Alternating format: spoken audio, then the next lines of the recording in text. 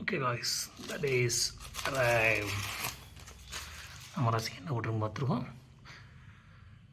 ஏதோ வரவன் போட்டிருக்கு. ஜூனை தேடி ஜூனில் ஒரு பயணம், பெங்களூர் டு சென்னை. ஓகே, குளிச்சாச்சு, முடிச்சுட்டு கிளம்ப வேண்டியதான். வேறு என்ன பண்ணுறது? ஒரு விஷயம் மட்டும் உண்மைப்பா, எப்படித்தான் இந்த பொம்பளைங்கள்லாம் லேடிஸ்லாம் லாங் ஹேர் வச்சுருக்கானே தெரியல.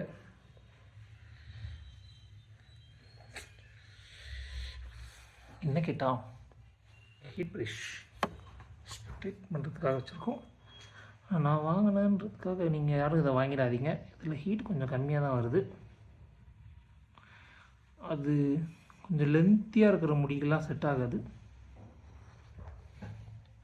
ஆக்சுவலாக பியர்டுக்காக தான் வாங்கினது.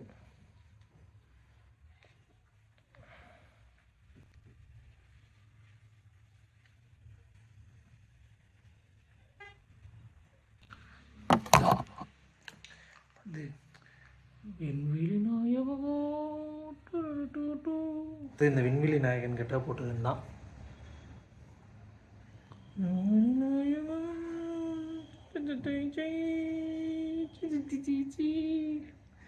எல்லாரும் என்கிட்ட கேட்குறாங்க, ஏன் அந்தளவுக்கு பெரிய தாடி வச்சுருக்க அப்படின்ட்டு.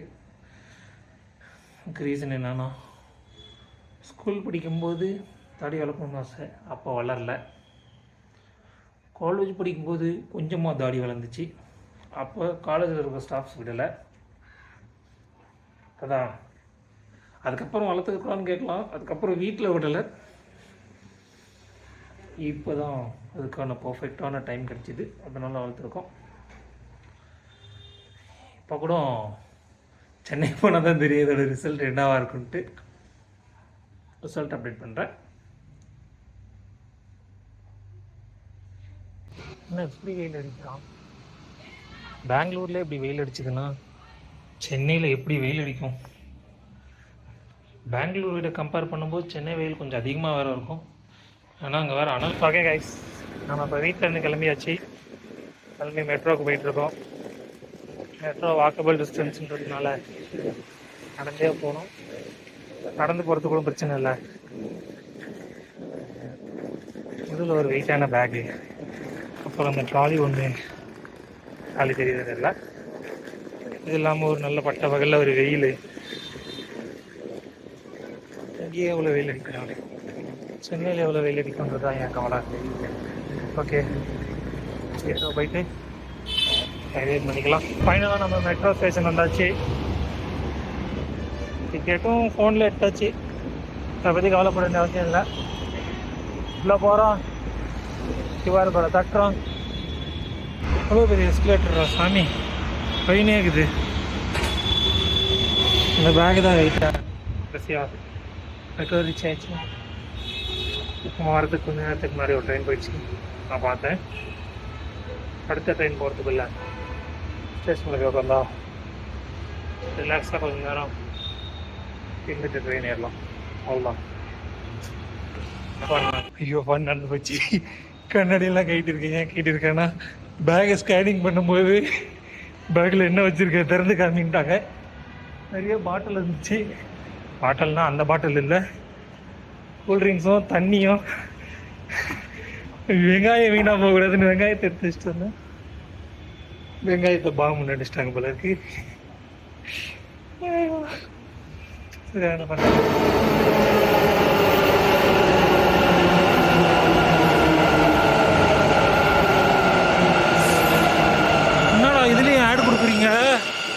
அடாப்பாவீங்களா, தமிழ்நாட்டை பார்த்து ஃபுல்லாக கற்றுக்கிட்டானுங்க போல இருக்கு. ஃபுல்லாக பேடு எந்த இடத்துல காலியாக இருக்குன்னே தெரியல. பரவாயில்ல.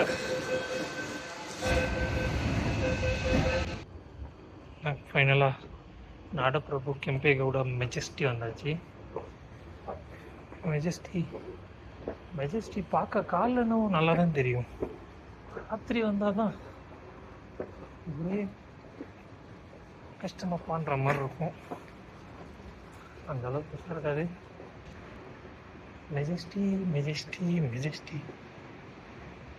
மெஜஸ்டின்ற பேருக்கு பதிலாக மிஸ்ட்ரின்னு வச்சிருக்கலாம். மர்மமான ஒரு ஏரியா தான் இது. ஓகே, அவங்க அந்த வேலையை பார்ப்போம். நமக்கு என்ன வேலைனா என்னாலே என்ன நம்ப முடியல. எப்பயும் பகலில் பரபரப்பாகவும் ராத்திரி கிளுகிழுப்பாகவும் இருக்கும். நீ பார்த்தா ரோடே காலியாக இருக்குது. நீங்கள் பார்த்தீங்களா அந்த கொடி வந்து கர்நாடகா ஸ்டேட்டோட கொடி, அது டிவிகே கொடி கிடையாது. நீங்கள் கேட்கலாம் கர்நாடகா ஸ்டேட்டுக்கு மட்டும் ஏன் கொடி இருக்குது, தமிழ்நாடு ஸ்டேட்டுக்கு கொடி இல்லையான்ட்டு. வாஸ்தவமாக இருக்கிற கொடியே போதும், தமிழ்நாட்டுக்கு எந்த கொடியும் வேணான்னு சொல்லிட்டு தமிழ்நாடு ஸ்டேட்டுக்கு கொடியை அறிவிக்கவில்லை. எப்படியோ நம்ம ஸ்டேஷன் வந்தாச்சு. ஆஹா, நம்ம ட்ரெயின் 6th பிளாட்ஃபார்மில் தான் வருது.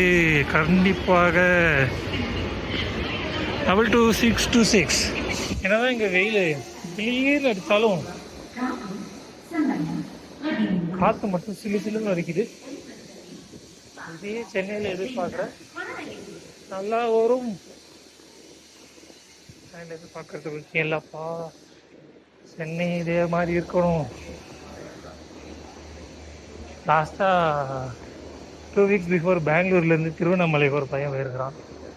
அவன் சொன்னான், காலையில் இன்னும் மதியம் மீது வெயில் அடிக்குது, மதியானம் இன்னும் பயங்கரமாக வெயில் அடிக்குதுன்னு வந்து என்கிட்ட வந்து கேட்குறான். நம்ம இன்றைக்கி ஒரு ஸ்பெஷல் ட்ரெயினில் போகிறோம். அந்த ட்ரெயின் பேர் தான் டபுள் டெக்கர். ப்ரிஃபர் பண்ணதுக்கு 2 ரீசன் இருக்குது. ஒன்று, நான் அதில் போனதில்லை. 2வது, அது 6 hours ஜேர்னி கொடுக்குது. அதனால் இன்னொரு ரீசன் இருக்குது. முன்னாடியே டிக்கெட் புக் பண்ணல, இல்லைன்னா நைட்டே கிளம்பியிருப்பேன்.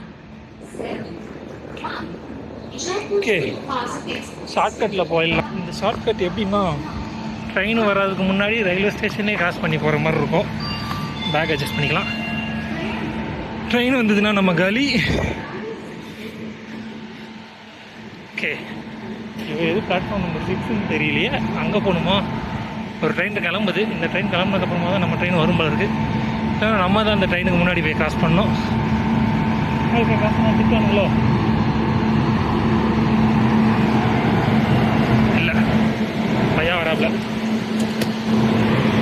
வடக்கு தான்ப்பா, எந்த எதையும் பார்க்கறது கிடையாது.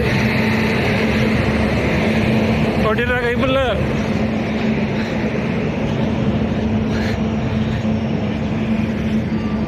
சாப்பாடா நம்ம அடுத்து வர போகிற ட்ரெயின்.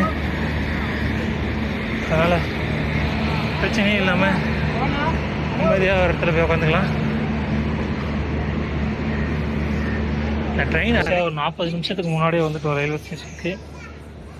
அதனால் 40 நிமிஷம் வெயிட் பண்ணி தான் ஆகும். இந்த ட்ரெயின் வேறு ரொம்ப சின்ன ட்ரெயின்னாங்க. நம்மளுக்கு சீட் எங்கே கிடைக்கிறது இல்லை, கிராண்ட் ரோலா ஃபஸ்ட் ரோலா. இதனால எங்கே கிடைச்சாலும் விண்டோ சீட் பக்கத்தில் தான் புக் பண்ணியிருக்கேன். சீட்டிங் அரேஞ்ச்மெண்ட் எப்படி பார்க்க வைக்கணும்னு தெரியல. ட்ரெயின் வந்து விட்டது. இந்த ட்ரெயின் தான் நினைக்கிறேன் டபுள் டெக்கர் ட்ரெயின். கீழேயும் மேலே இருக்குது. 2262 இவனே தான் டபுள் டெக்கர் ட்ரெயின். பார்த்தீங்கன்னா கோயம்புத்தூர்லேருந்து பெங்களூர் டு எம்ஜிஆர் 2226.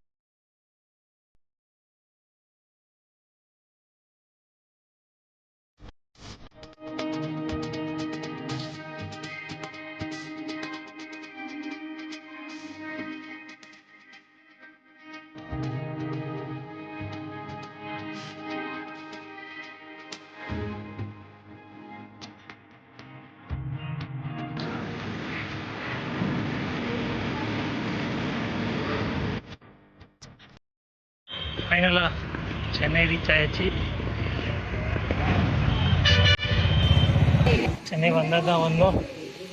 ஊற்றி தள்ளுது வேர்வை. ஈட்ரா சாமி.